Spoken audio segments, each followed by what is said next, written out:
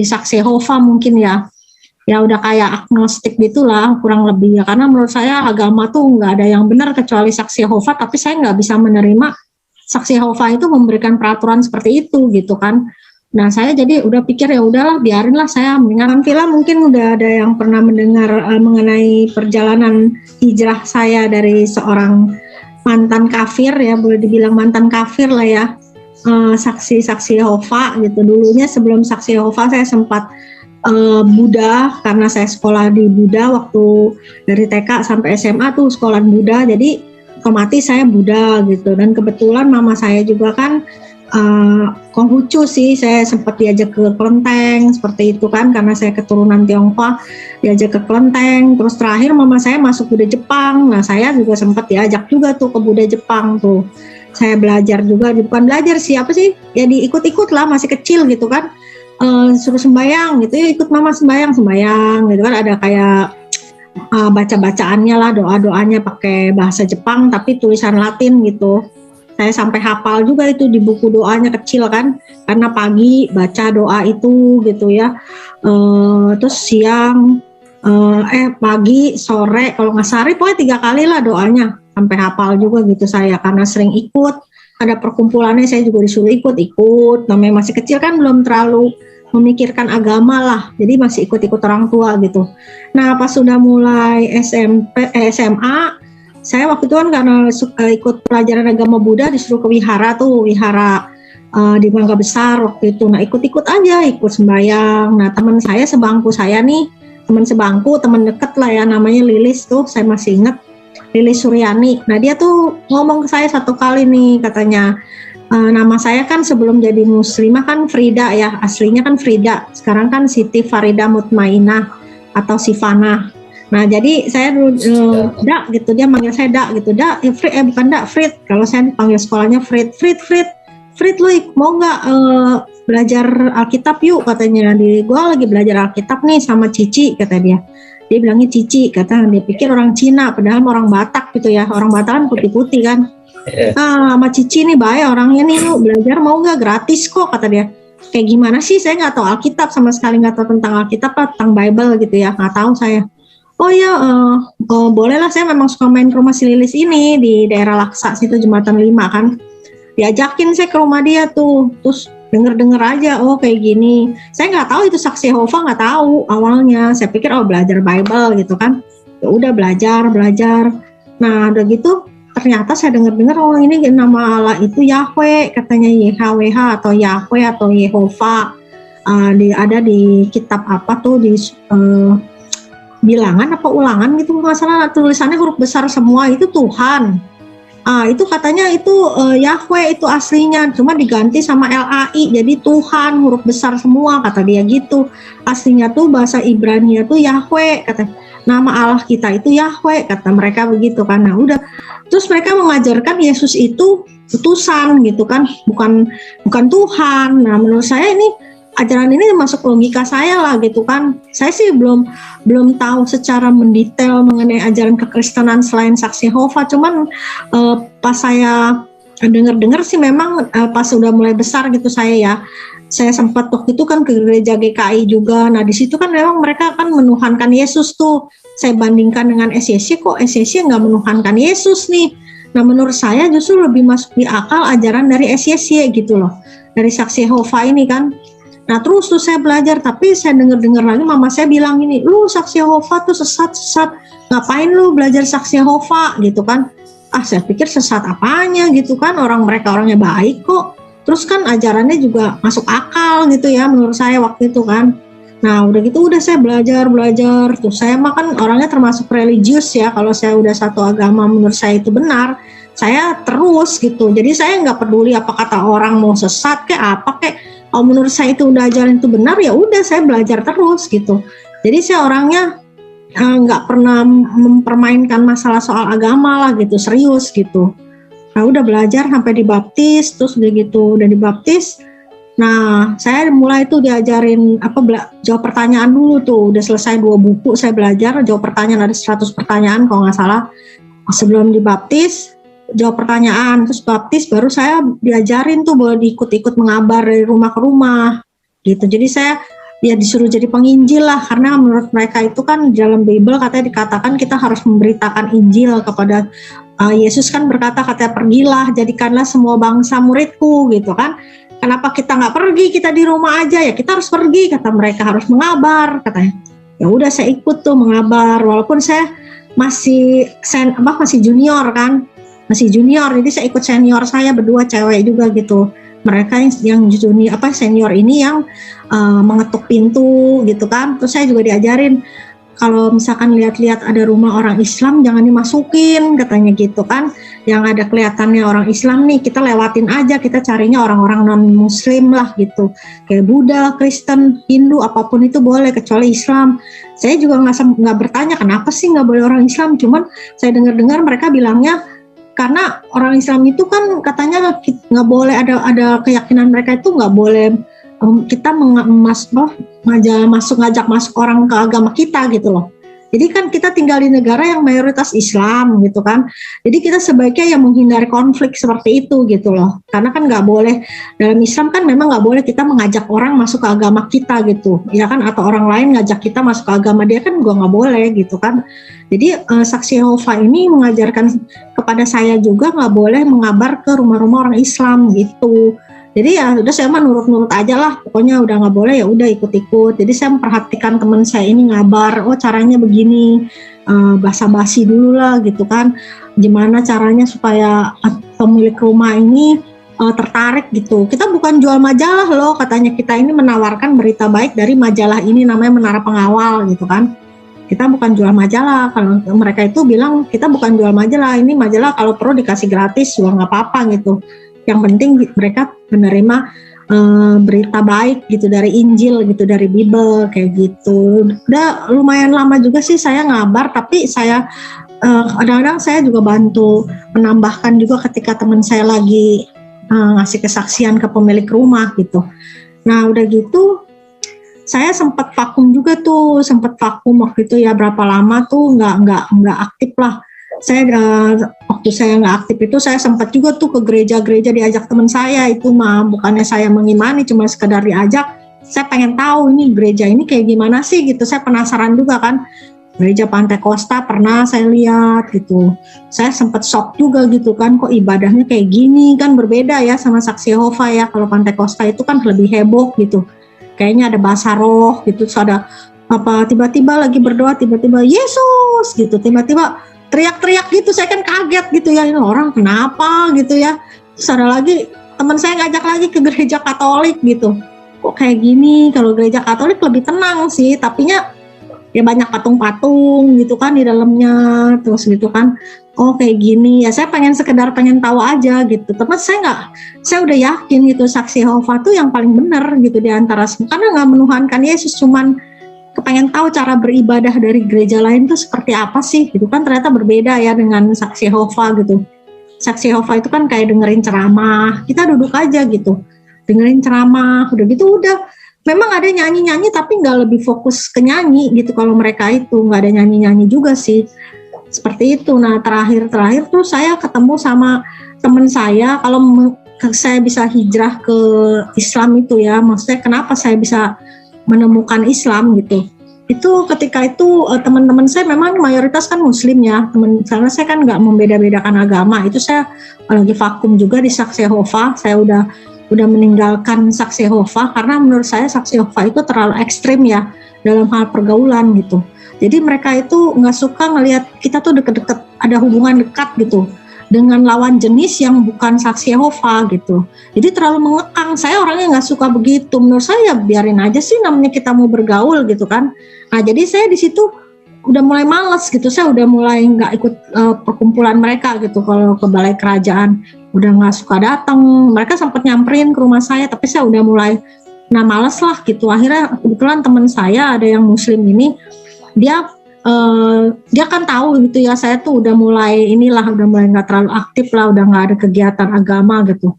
Memang dia suka ngasih link-link YouTube itu dari Dr. Zakir Naik ke saya juga gitu kan. Saya kan karena dia tahu saya udah nggak aktif di Saksi Yehova mungkin ya udah kayak agnostik gitulah kurang lebih ya, karena menurut saya agama tuh nggak ada yang benar kecuali Saksi Yehova, tapi saya nggak bisa menerima saksi Yehova itu memberikan peraturan seperti itu gitu kan. Nah saya jadi udah pikir ya udahlah biarinlah, saya mendingan kayak begini aja gitu ya. Jadi saya masih karena belum tahu tentang Islam juga waktu itu kan. Nah temen saya ini ngasih link tentang Dokter Zakir Naik gitu. Tadinya saya nggak mau lihat apaan sih ini link-link ginian, terus dia bilang coba deh lu lihat aja itu mah ini kok diskusi kata dia gitu kan. Saya lihat-lihat, oh iya, oh ini Dokter Zakir Naik dia lagi kayak diskusi sama orang-orang dari Kristen, ada Hindu, ada Buddha, segala macam kan ada. Saya nontonin semua, kayaknya dari awal yang nggak tertarik gitu sampai akhirnya saya nontonin itu semua video Dokter Zakir Naik gitu, karena saya lihat ini Dokter Zakir Naik ini ya, ini bukan orang bodoh, dia tuh orang pinter gitu, dia sudah menyelidiki semua kitab suci kan, namanya bisa jadi dokter kan, nggak mungkin orang bodoh gitu. Dia menyelidiki semua kitab suci, terus dibandingkan dengan Al-Quran tuh ternyata Al-Quran ini yang paling nggak ada kontradiksi gitu. Nah saya di situ mulai berpikir, oh tadinya saya pikir saksi Yehova yang paling benar ya, ternyata ini Islam ini yang paling benar gitu loh, karena saya lihat dari kitab sucinya ternyata patokan suatu agama itu ya kan, bukan masalah dari karena nggak menuhankan Yesus, tapi lihatnya dari kitab sucinya. Karena dalam Islam sendiri juga mengimani Nabi Isa atau Yesus gitu, cuman kan nggak sebagai Tuhan, tapi sebagai utusan sama kayak saksi Yehova. Tapi saksi Yehova ini mengimaninya kan Bible, kalau dia kan ada terjemahan dunia baru kan kalau saksi Yehova. Nah kalau Bible, kalau dibandingkan dengan Al-Quran, ini kan Al-Quran yang istilahnya yang nggak ada kontradiksi lah setelah diselidiki oleh Dokter Zakir Naik ya, kalau punya melakukan studi perbandingan agama itu kan. Dia punya institut gitu lah, institut untuk menyelidiki semua kitab suci, Dokter Zakir Naik kan. Ternyata Al-Quran ini yang paling nggak ada kontradiksi gitu, dan juga banyak yang kayak misalkan ada laut dua rasa seperti itu yang belum diketemukan udah dicatat di Al-Quran. Dalam hati saya di Bible kan nggak ada kayak gini-ginian gitu kan, nggak ada seperti dalam Al-Quran. Dari situ saya mulai, ternyata saya ini dulu ini salah gitu, karena saya pikir saksi Yehova yang paling benar, tapi ternyata ini Al-Quran ini yang paling benar gitu loh, bukannya Bible maksudnya. Karena Bible itu memang awal-awalnya sih kayak misalnya kan memang umat Islam ini harus mengimani juga kitab sebelumnya ya, kayak Injil, kayak Taurat, Zabur, Injil gitu kan. Tapi kan kalau kitab-kitab itu kan hanya untuk pada zaman itu gitu loh, bukan untuk segala zaman gitu. Kalau Al-Quran ini kan untuk sampai akhir zaman gitu, jadi nggak lekang oleh waktu gitu loh. Jadi selalu update, selalu up to date gitu. Untuk sampai saat ini juga itu nggak bisa berlaku gitu loh. Maksudnya nggak ada batasan untuk semua makhluk hidup gitu. Maksudnya kalau kayak misalkan Yesus itu kan diutus hanya untuk Bani Israel. Nah tapi kalau Nabi Muhammad SAW kan untuk seluruh umat manusia gitu kan. Nah jadi dari situ saya, oh iya berarti saksi Yehova itu salah ya. Maksudnya masih benar, yang paling benar ya cuma Al-Quran gitu loh.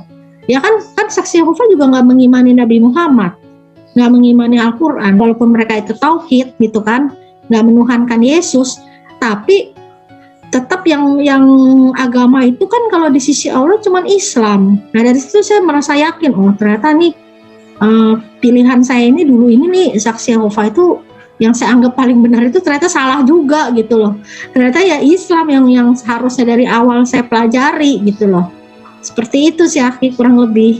Nah, itu teman saya bilang ya kalau kamu sudah merasa yakin, ya sebaiknya ya kamu harus mengambil tindakan. Jadi jangan cuman ya udah yakin, tapi kita nggak melakukan apa-apa. Itu kan kita kan harus memberikan kesaksian kalau kita itu beriman kepada siapa? Kepada Allah Subhanahu Wa Taala. Beriman lagi kepada siapa, kan harus menyatakan keimanan kita gitu loh. Ya kan bukan hanya sekedar oh ya dalam hati, oh ya saya percaya dengan Al-Quran, saya percaya dengan Allah, saya percaya dengan, tapi nggak memberikan kesaksian. Kita kan harus bersaksi juga kan di hadapan Allah dan di hadapan manusia gitu kan. Jadi teman saya bilang itu kita jangan menunda-nunda juga kalau memang sudah yakin, karena kita nggak tahu umur kita itu sampai kapan gitu kan. Kalau kita misalnya ntar malam kita mati, kita nggak dalam keadaan Islam, nah itu kan resikonya kayak terima sendiri gitu kan, akibatnya seperti apa kan tahu sendiri. Kalau kita mati nggak dalam keadaan Islam gitu, di Al-Quran juga kan dicatat bahwa hendaknya kita itu mati dalam keadaan Islam, karena agama yang diridhoi di sisi Allah itu cuma Islam. Nah resikonya apa ya? Kita pasti akan masuk neraka gitu kan. Kalau kita nggak berpihak kepada Allah Subhanahu Wa Taala, kita berpihak berarti kepada musuhnya Allah, ya kan? Makanya apa yang Allah perintahkan ya harus kita lakukan nih, dengan cara bagaimana ya? Harus mengambil tindakan dengan memberikan kesaksian. Kesaksian itu disebutnya syahadat kalau dalam Islam, ya kan? Syahadat itu apa gitu kan ya? Mengucapkan ya 2 kalimat itu, ya kan, ya asyhadu alla ilaha illallah, asyhadu anna muhammadar rasulullah. Jadi saya bersaksi hanya Allah satu-satunya yang layak disembah, dan hanya Nabi Muhammad ya nabi utusan Allah gitu loh. Oh kayak gitu. Ya udah saya bilang gitu kan. Maksudnya ya saya sih memang udah yakin lah Islam itu yang paling benar gitu. Akhirnya saya tuh waktu itu saya syahadatnya di pondok pesantren juga di Baros di Serang 2015. Itu saksinya juga ada Kiai Haji Ustadz Endai, ada lagi Pak Ustadz, ada lagi Pak Ustadz tuh 2 orang kalau nggak salah, jadi 3 orang saksinya gitu kan. Nah di situ saya dibimbing gitu, dibimbing mengucapkan bahasa Arabnya, terus dikasih tahu terjemahannya, terus ya itu suruh mulai pakai kerudung gitu kan, harus menutup aurat gitu. Terus saya yang kasih nama juga itu Pak Ustadznya itu, Kiai Haji Pak Ustadz Ndai itu yang kasih nama nih, saya kasih nama ya, nama muslimnya Siti Faridah, kan nama kamu Frida, jadi saya kasih Faridah, kan mirip-mirip kan katanya, Siti Faridah pakai Siti, terus Faridah Mutmainah. Saya bilang kok panjang banget Pak Ustadz, saya bilang itu Mutmainah itu panjang banget kayak marmut, saya bilang ada mut-mutnya bukannya marmut maksudnya itu artinya bagus, Mutmainah itu artinya tenang katanya gitu, biar kamu tuh nanti orangnya bersikap tenang katanya, berjiwa tenang, kan nafsul mutmainah artinya jiwa yang tenang gitu kan, Mutmainah itu tenang katanya, jadi kamu tuh ya semoga jadi wanita yang mandiri, kalau dia bilang wanita mandiri yang tenang. Saya bilang ya amin, insya Allah, saya gitu kan. Memang saya alhamdulillah ya Pak Ustadz, saya bilang saya ya berterima kasih lah dikasih nama yang bagus gitu, karena saya juga nggak tahu bahasa Arab, jadi saya pikir Mutmainah kok panjang banget gitu kan. Kalau Siti Faridah kan Faridahnya ada mirip-mirip nama saya lah, Frida gitu kan, Siti Faridah Mutmainah. Ya udah, karena kepanjangan jadi channel saya singkat aja namanya. Tadinya dulu channel saya Siti Faridah Mutmainah Channel, cuman karena kepanjangan udahlah Sifanah aja, jadi Sifanah Channel kan lebih simpel gitu. Cuman orang-orang pada pikir nama saya tuh Sifanah gitu, padahal kan itu singkatan sebenarnya Siti Faridah Mutmainah gitu. Cuman orang-orang pada manggilnya Sifa gitu, kayak Bu Uti Watimena gitu kan, sangkanya nama saya tuh Sifa gitu, Sifana. Mereka ada yang tahu, ada yang enggak sih itu kepanjangan dari Siti Faridah Mutmainah. Ada yang tahu, tapi ada juga yang enggak gitu. Jadi ya nggak masalah lah. Bagi saya pokoknya memang nama saya kan memang Sifana itu, Siti Faridah Mutmainah kan, biar lebih singkat aja gitu. Jadi setelah saya bersyahadat itu, saya langsung masukin ke itu, suruh belajar dulu tuh di pondok pesantren, ada kan di daerah Baros, pondok pesantren Salafiyah kalau nggak salah, itu ada makom juga di situ, makom keramat. Nah di situ saya belajar gitu ya, diajarin tuh sama Pak Ustadz pemilik pondok pesantrennya cara sholat gitu, maksudnya baca hafalin ya doa iftitah gitu kan, terus gerakan sholat gitu, terus udah gitu. Nah selebihnya saya ini sendiri tuh, saya baca dari buku petunjuk sholat itu gitu kan, ada hafalin. Memang kan intinya kita harus hafalin juga kan doa-doa untuk sholat gitu ya, pada saat ruku, pada saat kita sujud, pada saat kita kan kayak doa kunut kayak gitu tuh saya hafalin sendiri itu dari buku itu gitu loh. Walaupun saya belum bisa baca Arabnya ya, saya sempat tanya juga ke Pak Ustadz, emang kalau orang Islam tuh harus bisa baca Arab ya? Saya bilang, kata Pak Ustadznya ya gak harus katanya, cuman kalau kita bisa baca itu kan lebih bagus katanya gitu kan. Kalau kita bisa baca Arab kan lebih bagus, kita kan bisa ngaji, itu kan ada pahalanya sendiri kalau kita bisa ngaji gitu kan. Oh gitu, karena menurut saya kayaknya susah banget ya bahasa Arab, apakah saya bisa gitu belajar bahasa Arab gitu kan, tulisannya aja ngelihatnya aja udah kayak begitu gitu kan.